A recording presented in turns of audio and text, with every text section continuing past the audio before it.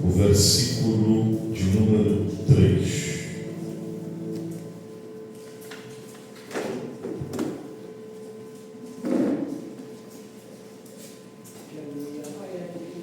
Quantos encontraram, por gentileza, diga amém. Amém.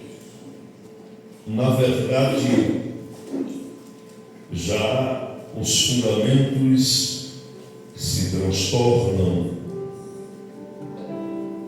O que, pois, fará o justo?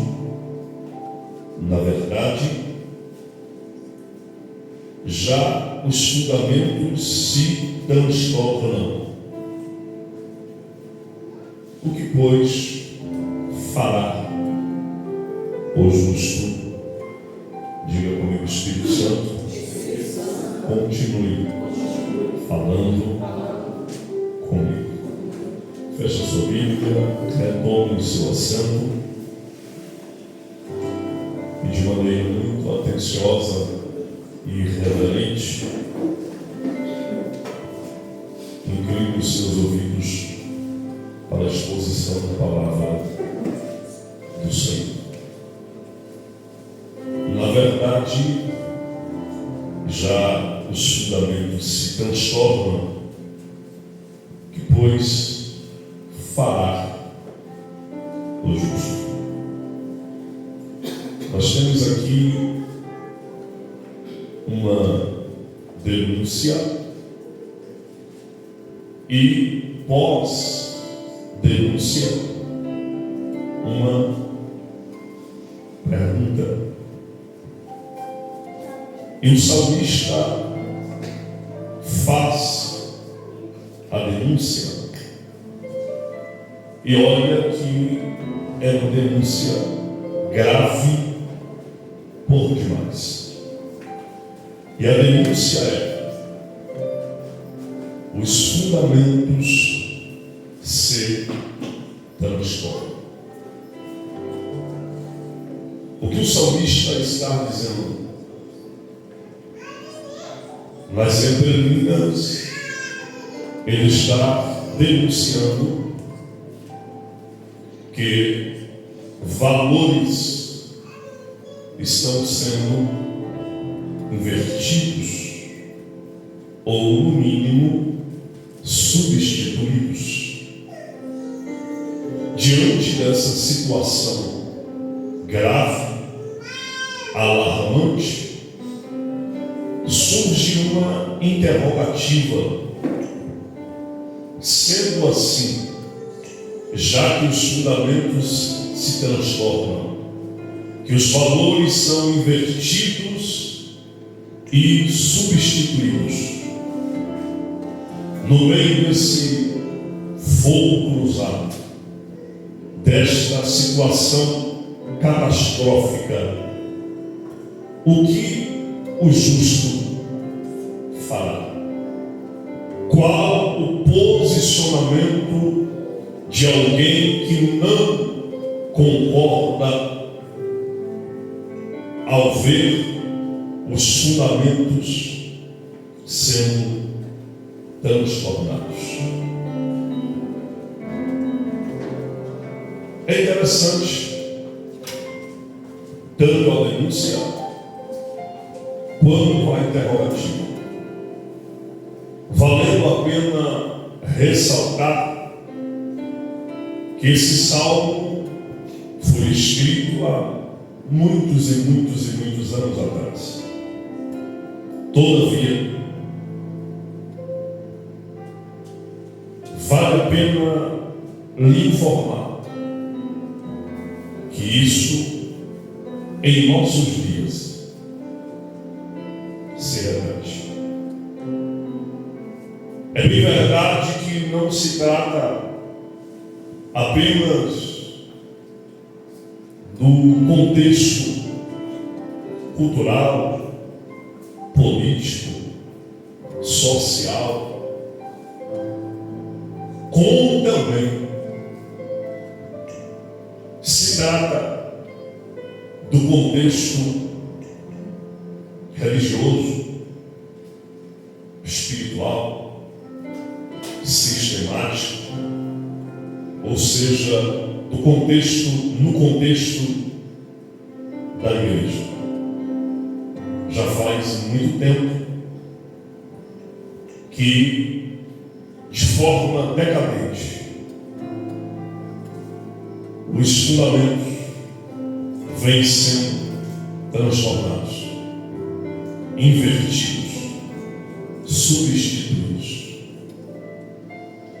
E quais são esses fundamentos que vêm sendo vilipendiados, esquecidos, desprezados? Certamente, os fundamentos essenciais da nossa fé.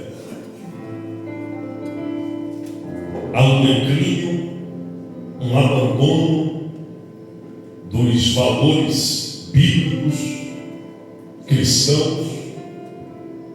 Há uma corrupção generalizada no contexto de igreja.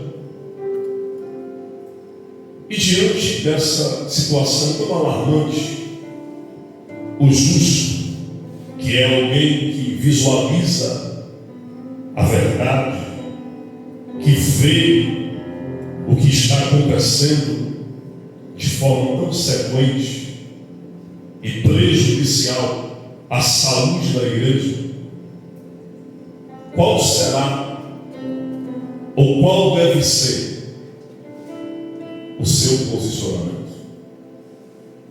Lembrando que no meio dessa decadência, dessa corrupção generalizada, podemos dizer desta apostasia, ainda há um remanescente, ainda há um pequeno grupo de pessoas que foram alcançadas pela graça de Deus, que são conhecedoras da verdade, que sabem de fato o que é o Evangelho, e ver toda essa situação acontecendo. Qual deve ser o seu posicionamento? Em primeiro lugar, o posicionamento do remanescente que não se contamina, que não macula as suas vestes, que não se vende, não se dobra diante de um sistema caído, é permanecer firme e inabalável na sua confissão de fé, olhando única e exclusivamente para Jesus, deixando os embaraços, deixando para trás tudo aquilo que impede o seu avanço espiritual e manter o seu olhar naquele que é o autor e consumador da nossa fé. Quando nós olhamos para os dias de Elias e olhamos para o nosso contexto, para os nossos dias, percebemos uma similaridade do que aconteceu nos dias de Elias e no que vem acontecendo em nossos dias. Diante de uma decadência, de um declínio e de uma apostasia espiritual, Elias se vê em desespero e enclausurado em uma caverna ao ser interrogado por Deus, porque ele estava ali. Elias lhe responde: olha, Deus, derribaram os teus altares, mataram os teus profetas, e infelizmente só eu escapei com vida, e estão atrás de mim para também me matar. Deus disse: você está enganado, Deus. Eu fiz ficar em Israel 7.000 joelhos que não se dobraram diante de Baal, e bocas consagradas a mim que não o beijaram. O que Deus estava dizendo para Elias: Elias, eu tenho escondido debaixo das minhas asas um remanescente. Enquanto muitos se curvaram diante de Baal, Astarote, Baal, Zebuque, eu guardei, conservei, preservei 7.000 joelhos de crentes santos e separados. Eu tenho uma notícia para dar a você nesta noite, diante desse contexto que se assemelha aos dias decadentes da espiritualidade de Israel no tempo de Elias. Ainda nesses dias, Deus tem um remanescente, e parte desse remanescente está aqui nesta noite para adorar o Deus que me guardou, me preservou e me escolheu.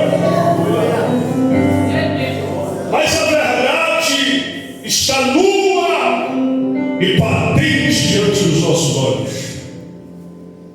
Os fundamentos estão transformados. Os fundamentos excêntricos da fé cristã vêm sido abalados, destruídos, desconsiderados, abandonados. Não é novidade para você, porque eu venho falando isso há muitos anos, acerca do evangelicalismo brasileiro. Eu nem vou falar do evangelicalismo mundial, da decadência do evangelicalismo mundial, mas a decadência do evangelicalismo brasileiro há tempos que já vem acontecendo. É triste a realidade da igreja brasileira. É triste, é lamentável.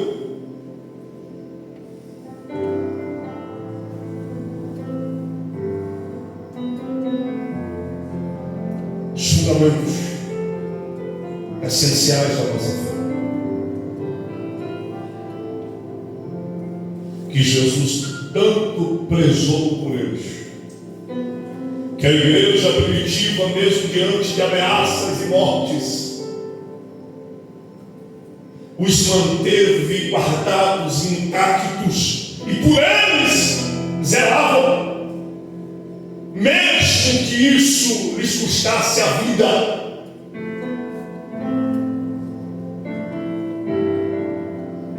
Foram sendo esquecidos, valores foram sendo invertidos e substituídos. Algo mal assolando sorrateiramente a igreja, e o mal chama-se pragmatismo. Você já me ouviu falar tantas vezes, e eu já disse e volto a dizer-lhes: o pragmatismo é uma praga com todas as letras. E como funciona o pragmatismo? Funciona da seguinte maneira: é o ato de substituir o que é certo por aquilo que vai dar certo. Independente se fere os princípios, se desliza-se da rota da verdade, se deu certo, se vai dar certo, a igreja abraça.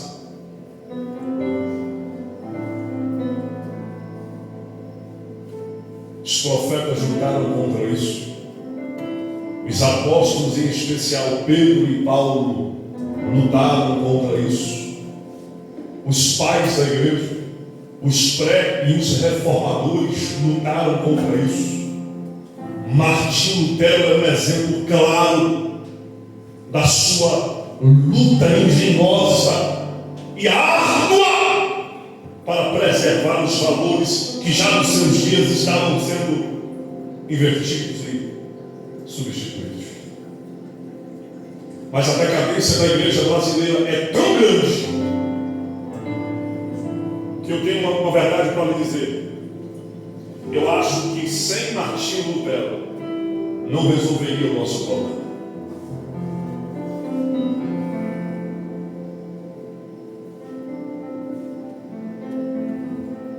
Essas palavras é de um homem justo, é de um crente santo, comprometido com Deus, sincero por demais, todavia confuso diante de uma sociedade teocrática, porém em ruínas, onde os chefes de uma nação pertencentes a uma classe sacerdotal, que eram considerados ministros de Deus, eles mesmos estavam transformando os fundamentos. Não é o ímpio que penetrou-se na comunhão dos justos e começou a desvalorizar, inverter, substituir os valores. A denúncia aqui é triste porque são os ministros de Deus, os sacerdotes do Senhor, os conhecedores da palavra, os mentores espirituais e líderes da nação que de forma vergonhosa estão substituindo, invertendo valores e praticando esse terrível pecado. Eu já disse a você que já faz algumas décadas que o evangelicalismo mundial vem caindo em descrédito. A igreja, principalmente a igreja brasileira, ouça-me, ela não tem mais aquela moral, aquele respeito dos que estão de fora. Você está vendo, e não é novidade para ninguém, a igreja tem se tornado objeto de escárnio, de escândalo, de exposição pública. Não porque ela está do lado da verdade, porque ela prega a verdade, porque ela preza pela verdade. Não! Mas infelizmente por conta dos escândalos que ela mesma vem praticando. O apóstolo Paulo, por exemplo, aos Romanos, no capítulo 2, versículo 14, Paulo deixa bem claro que o maior inimigo da igreja não é o diabo, mas o mau testemunho daqueles que se dizem servir a Deus.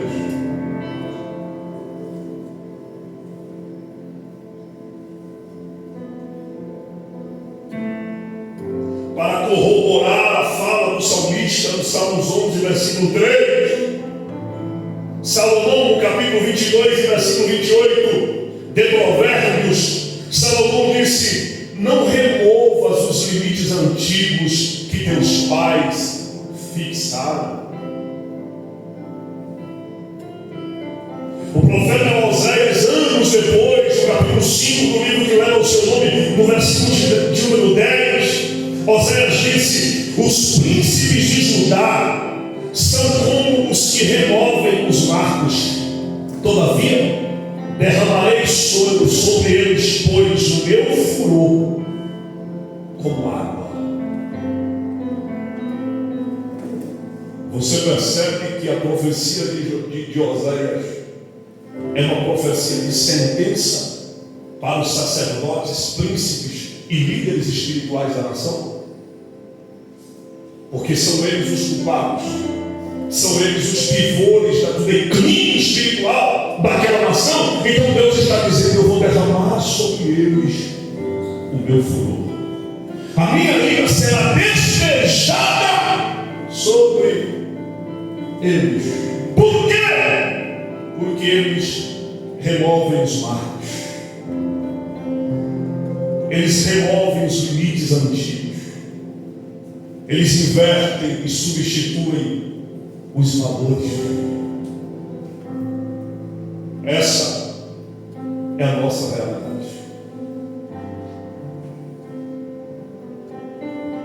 Essa é a nossa realidade. Basta você olhar para os quatro cantos e perceber quão declinoso é o caminho que a igreja brasileira está palmeando.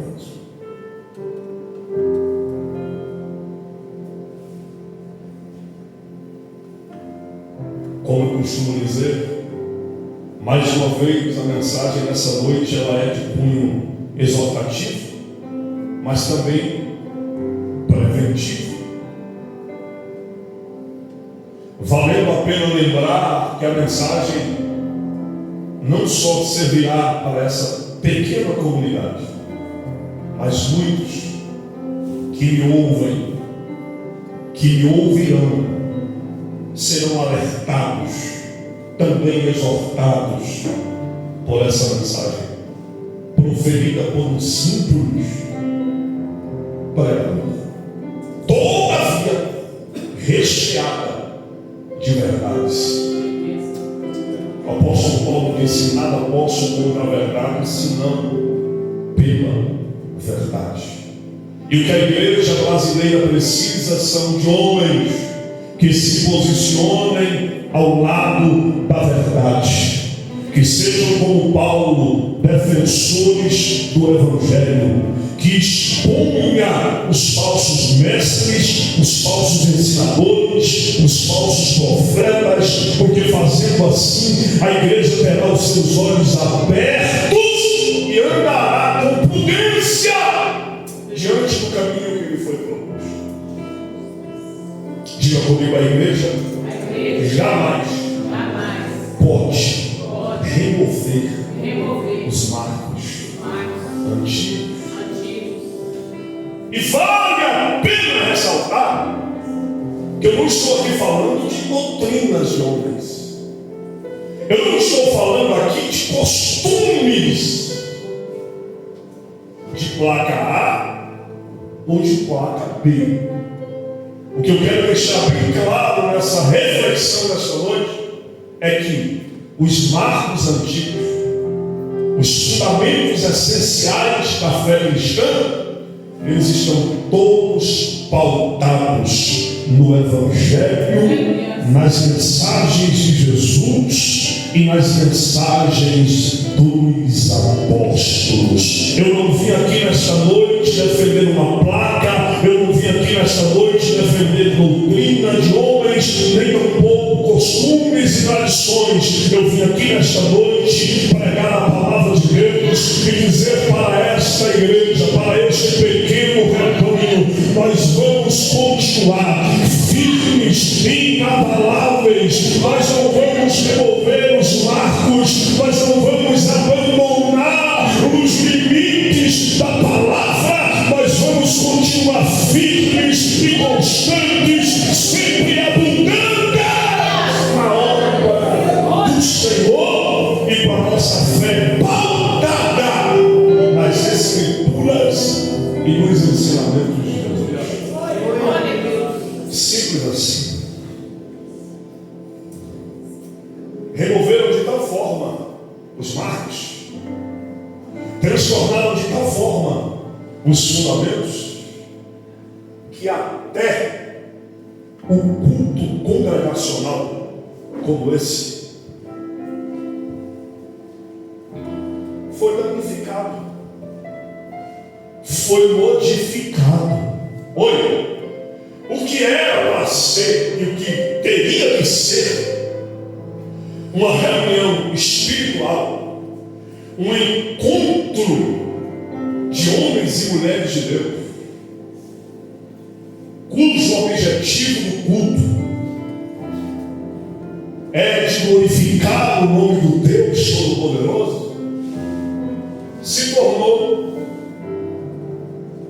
um clube, um lugar de encontros, uma exposição de caprichos, de orgulhos, de indumentários, um palco de vídeos, de fotos, no objetivo de alcançar curtidas, likes.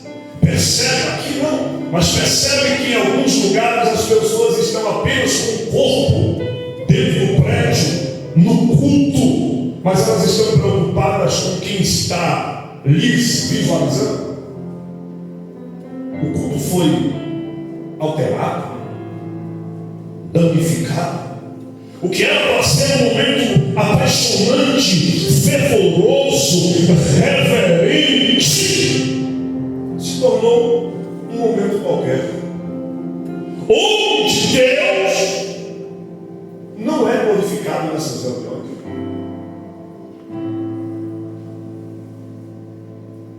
O culto congregacional precisa estar pautado em algumas referências bíblicas. A primeira está inserida na oração do Pai Nosso, quando Jesus encerra os ensinamentos do esboço da oração. A oração termina com Jesus dizendo assim: porque teu é o reino e o poder e a glória para sempre. Em latim a expressão é: só lhe deu glória, somente a Deus a glória. Eu não vim aqui nesta noite porque eu não tinha outro lugar para ir. Eu não vim aqui nesta noite simplesmente bater cartão e mostrar a você a minha presença. Eu vim aqui nesta noite mesmo quebrado, moído, caindo e levantando. Eu vim aqui nesta noite para dar ao Deus Todo-Poderoso a glória que Ele é devida. A glória que Ele é devida. Este encontro aqui é para a glória de Deus. Esta mensagem pregada aqui é para a glória de Deus. O dedilhar dos instrumentos dos musicistas é para a glória de Deus. A oração inicial é para a glória de Deus. Tudo que está acontecendo aqui nesta noite é para a glória de Deus. Sabe, Deus, glória. Por quê? Porque Deus é o reino, o poder e a glória para sempre. Quem pode levantar a mão para adorar o Deus que é digno.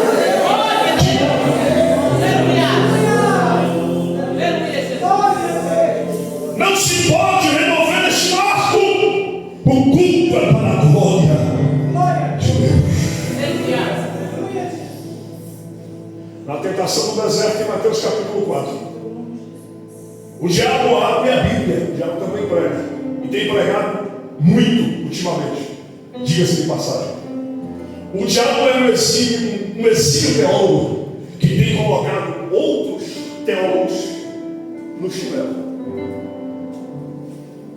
Na tentação do deserto, o diabo é tão ousado e oportunista que ele abre a Bíblia para o autor da Bíblia.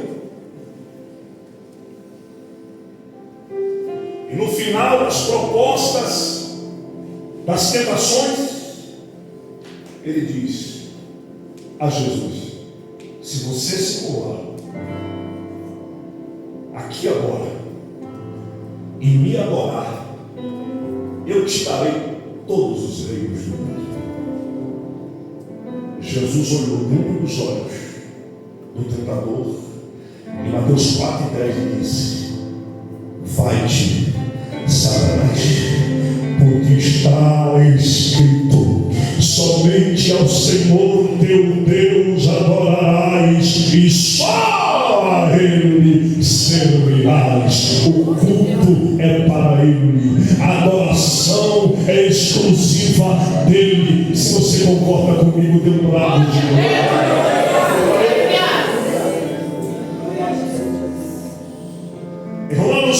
versículo 25, Paulo faz uma grave denúncia e diz: pois mudaram a verdade de Deus em mentira, e honraram e serviram mais a criatura do que o Criador, que é bendito eternamente. Olha a grave denúncia de Paulo, também fazendo alusão e referência ao ambiente e o momento de culto congregacional. O Espírito de Deus já havia avisado a Paulo que haveria um declínio, uma apostasia, um abandono da fé, e que os homens se tornariam mais amantes de si mesmos do que amigos de Deus, mais amigos dos eleitos e dos prazeres do que da verdade de Deus. Paulo diz que eles vão transformar a verdade em mentira. Eles vão passar a adorar e servir mais a criatura do que o Criador. Paulo estava dizendo, o Espírito estava lhe revelando, o culto vai ser modificado. E você percebe isso em alguns lugares que você já foi, em algumas vezes que você teve a oportunidade de assistir vídeos, pregações, eventos, não só presencialmente, mas por meio das redes sociais, principalmente no YouTube. Percebem o que estão fazendo com o culto? Percebem que o culto é homocêntrico, egocêntrico, centrado e voltado para o homem, para os seus caprichos? E eu ouço a dizer e digo com base na palavra: Deus nem lá pisa os seus pés.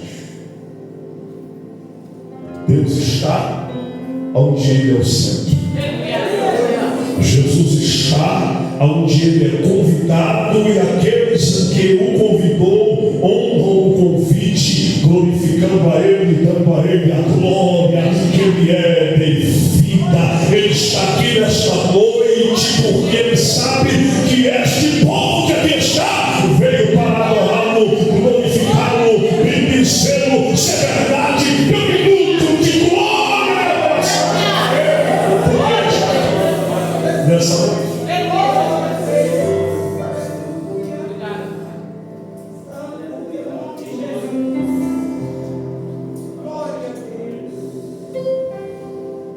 O decálogo de Moisés, em Êxodo capítulo 20, em um dos parágrafos, Moisés diz assim: não terás outros deuses diante do Senhor. O profeta Isaías, no capítulo 42, versículo 8, está escrito assim: eu sou o Senhor, este é o meu nome, a minha glória, pois a outra não darei, nem o meu louvor às imagens de escultura. A glória é dele, o louvor é dele, este povo é dele, a música é para ele, a mensagem é para a glória dele, sua presença é para a exaltação do nome dele, tudo dele, por ele e para ele. Ele da glória que tem. E a verdade dessa modificação, dessa alteração do culto, colocando o homem como centro, ela é tão nua e patente diante dos nossos olhos, que até mesmo os pregadores cristocêntricos não têm espaço nessa igreja.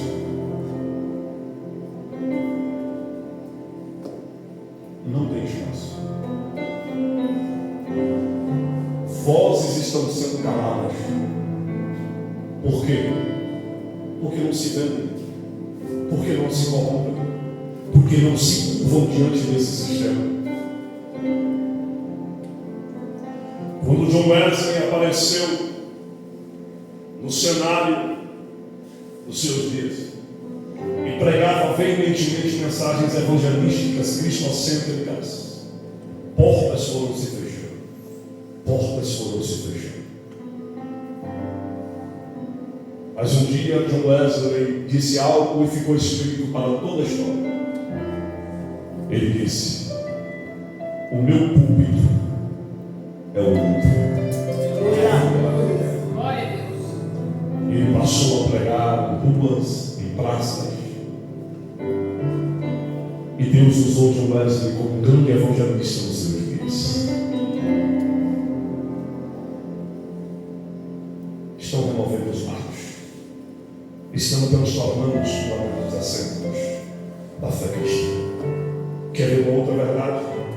Onde estão as mensagens cristocêntricas? Para um pouco, respire fundo e analise. Onde estão as mensagens? Onde estão os pregadores que colocam Cristo no centro de seus sermões? Eu já disse aqui e vou repetir. A mensagem de Paulo era uma só. Paulo disse: quando eu fui ter convosco, as minhas palavras não se basearam em sabedoria humana. Eu não fui até vocês com palavras filosóficas, vindas da minha mentalidade, da minha inteligência. A nada propus a vocês, senão a Cristo. E este crucificado. Onde estão os pregadores da mensagem cristocêntrica? Onde estão os pregadores do Calvário? Onde estão os homens que apontam para o cume do Gólgota, para o homem do meio e diz: Ele é o Salvador do mundo? Onde estão as mensagens? Os louvores que tem Cristo como centro.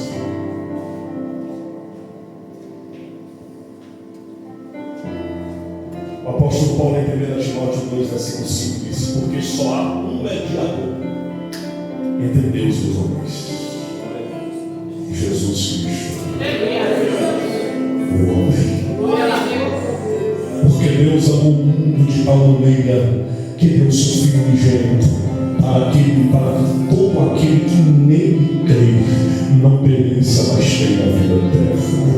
Jesus disse em João, ele disse: quando o Filho do Homem for erguido no madeiro, ele atrairá o mundo para si. É ele, é Cristo. A mensagem, o louvor deve ter Cristo como centro.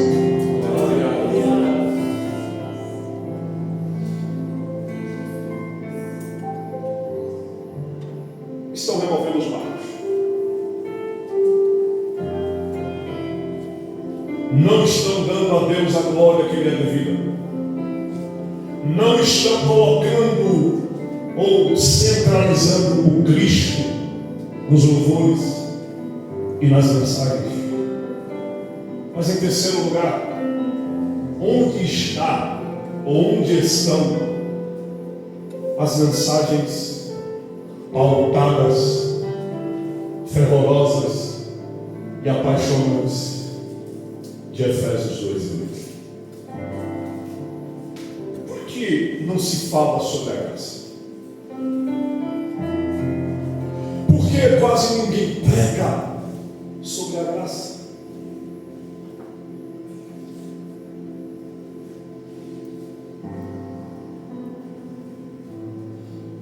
Os falsos mestres, os judaizantes da região da Galácia, estavam condenando Paulo, como se dizendo: essa mensagem que ele prega, esse meio de salvação que ele prega, é muito fácil. Paulo está enlarguecendo a porta do céu e não pode ser assim. Os judaizantes acusavam Paulo, Elisângela, de pregar um evangelho muito fácil. E por quê? Porque Paulo dizia: creiam em Cristo apenas.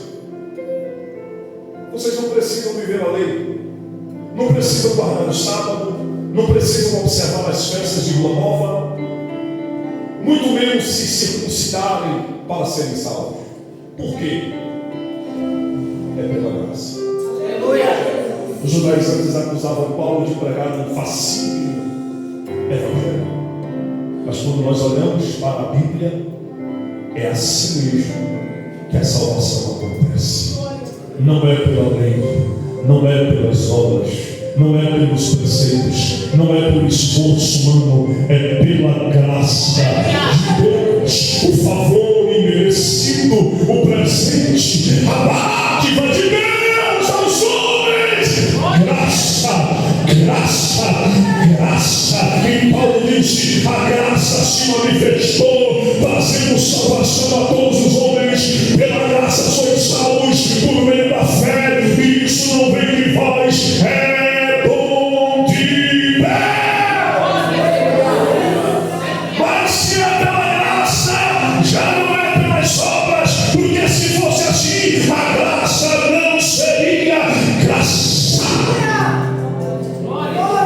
Levanta a sua mão e diga: eu sou salvo. Eu sou salvo. Pela graça. Mas optaram por removerem os marcos. Optaram por substituir os valores essenciais da nossa fé, que são tão simplórios, mas muito eficientes. Repita essa frase: os valores da fé cristã são sim muito simplórios, mas são extremamente eficientes. Com isso eu vim dizer a você outras coisas que você já sabe, mas para ser salvo você não precisa de uma placa de igreja. Para ser salvo você não precisa dar dinheiro para Deus. Para ser salvo você não precisa de esforços. O que você precisa para ser salvo? Crer em Cristo Jesus. Jesus foi quem disse isso. Ele disse: o Filho do Homem não veio para condenar o mundo, mas para salvá-lo.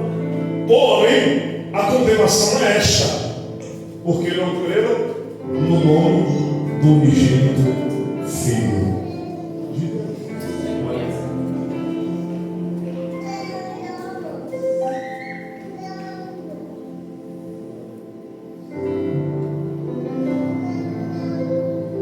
Já que removeram, que substituíram os valores,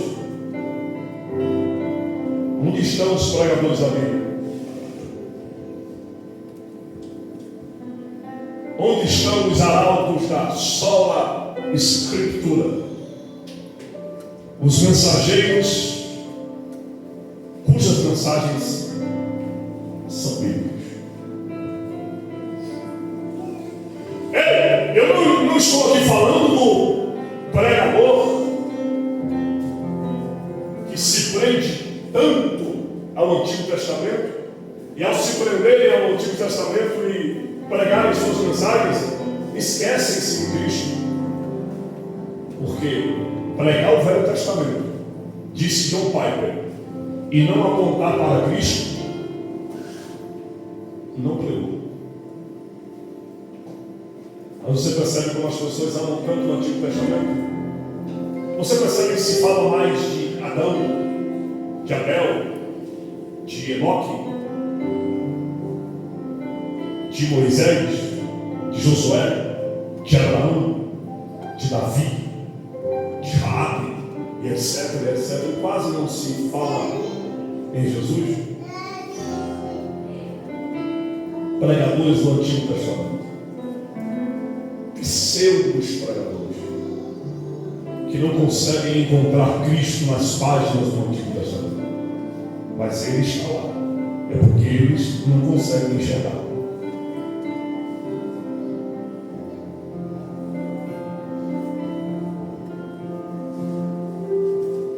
Diga comigo: a glória é de Deus.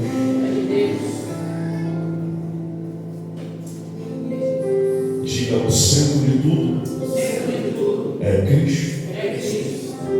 Diga: a graça é suficiente para a minha salvação. Agora diga: eu creio na suficiência das Escrituras.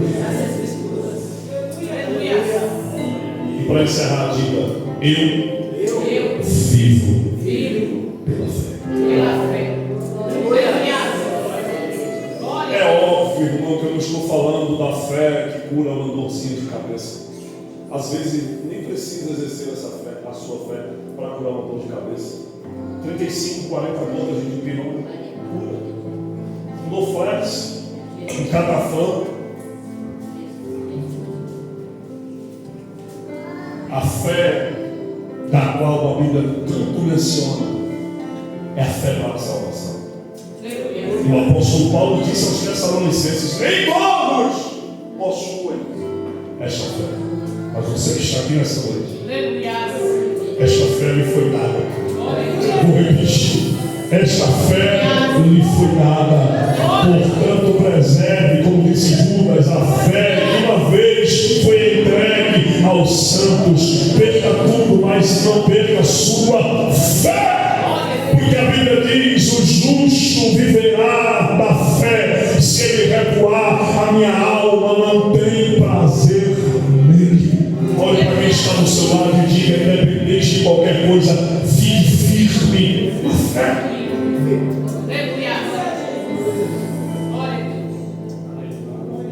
Romanos 3,28, Paulo deixou claro.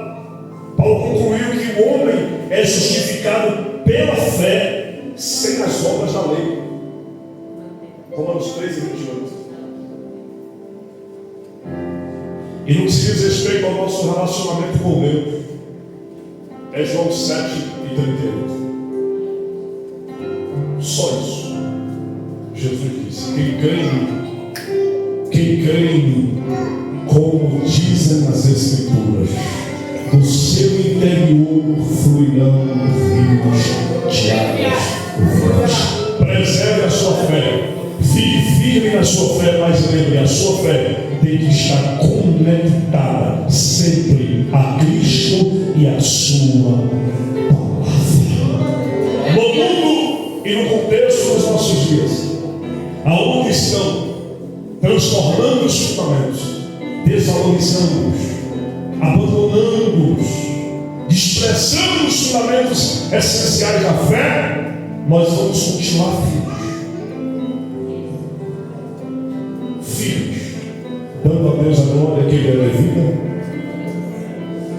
tendo Cristo como centro de nossas vidas e de tudo, sabendo que somos salvos pela graça, crendo e vivendo as Escrituras e permanecendo firme e inabalável na fé. Já os fundamentos estão sendo transformados. O que se pode fazer o justo? O que pode fará o justo? Está aí a receita, está aí os passos. Viva-os e você será